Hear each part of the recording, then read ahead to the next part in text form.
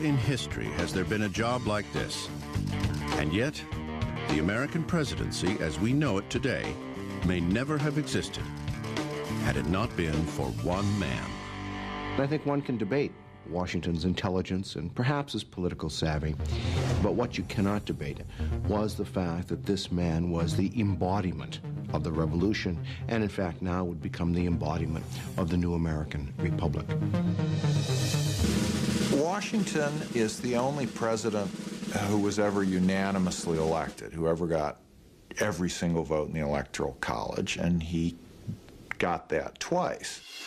Number 1, George Washington, Federalist, 1789 to 1797, 57 years old, from Virginia. George Washington's inauguration took place on April 30th, 1789 at Federal Hall in New York City. As the first man to take the oath of office, Washington added the words, "So help me God," establishing the very first presidential precedent. So help me God. So help me God. So help me. Help me God. So help me God.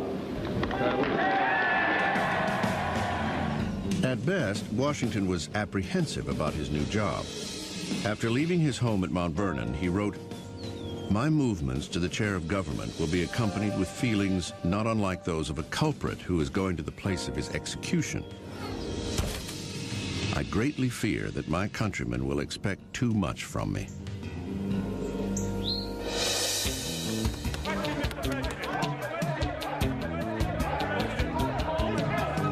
There were many questions about this new job, this president person. People wondered, what do you say? How do you describe this person, this man who was going to head the United States of America? His Excellency? We could laugh about it a bit, I suppose. Mr. Speaker, the President of the United States. But think for a moment what it would be like in our own time if the Sergeant at Arms had to introduce the President today as His Mightiness, His Excellency, His High Mightiness, the President of the United States and Defender of our Liberties. That, in fact, was one of the titles suggested for the President. And he said, no, no, no, call me Mr. President. And, I mean, that's a nice gesture. Doesn't mean much, but it's a nice gesture.